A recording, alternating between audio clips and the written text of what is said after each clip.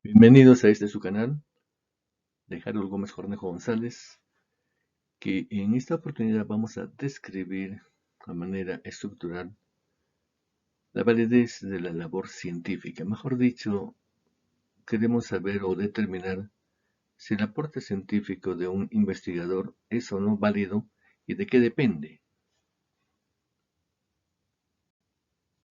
Hay que considerar el presente escenario descrito en la gráfica que observamos, en donde el investigador se halla inmerso en el centro de la realidad, y esta realidad contiene una serie de problemáticas, las mismas que serán abordadas por el investigador, pero en base a la determinación de sus causas. Esta es la esencia de la síntesis que se va a desarrollar.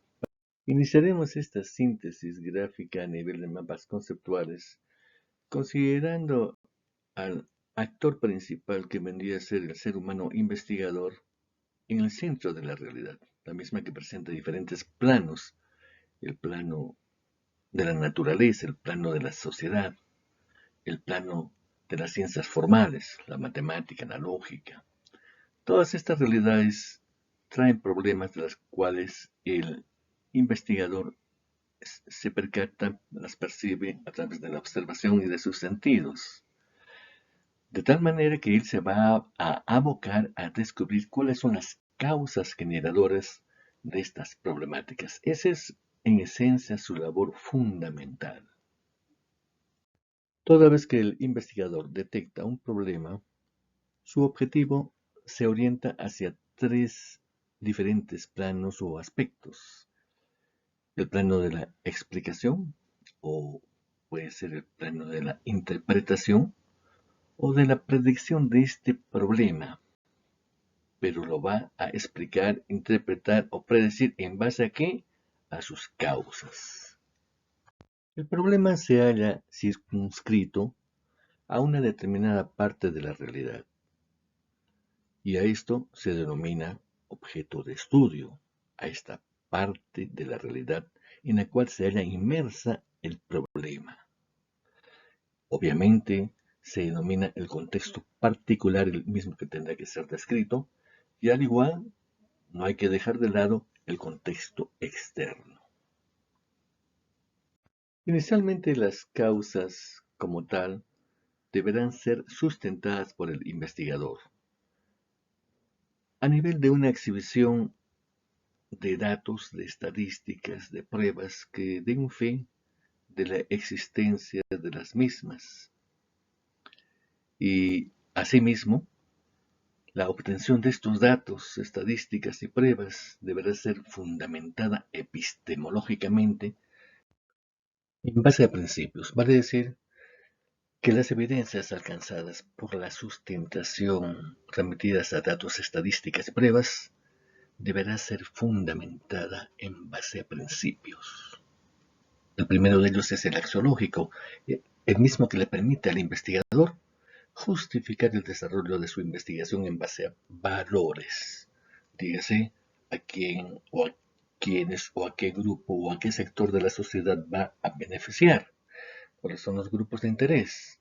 El segundo principio, el ontológico, el investigador deberá mostrar de manera clara y precisa cuál es la concepción que tiene y mediante la cual ha abordado la investigación que ha realizado. Puede ser lineal, causa y efecto. Si la ha realizado bajo este modelo, su investigación es inválida puesto que este modelo ya ha caído en anacronismo y en obsolescencia.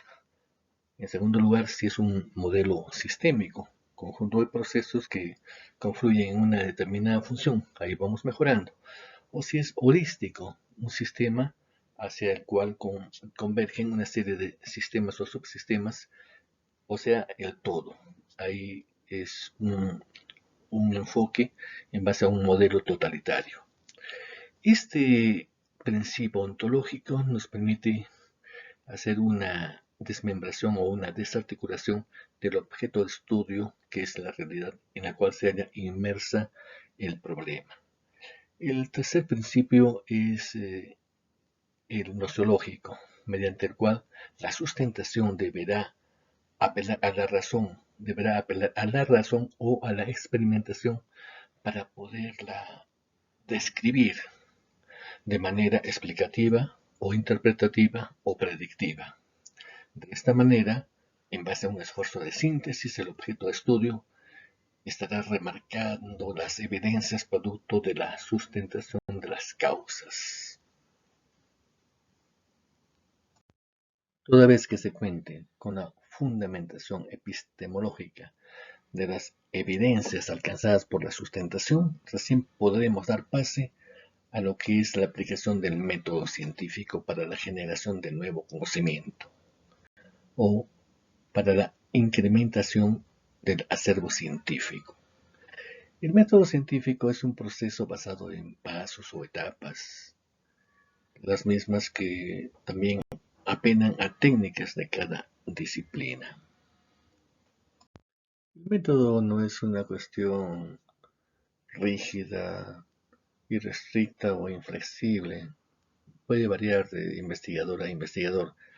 Para el presente caso vamos a mostrarlo en 5 etapas. La primera es el planteamiento del problema, consistente en una pregunta básicamente, alusiva pues al problema, ¿no?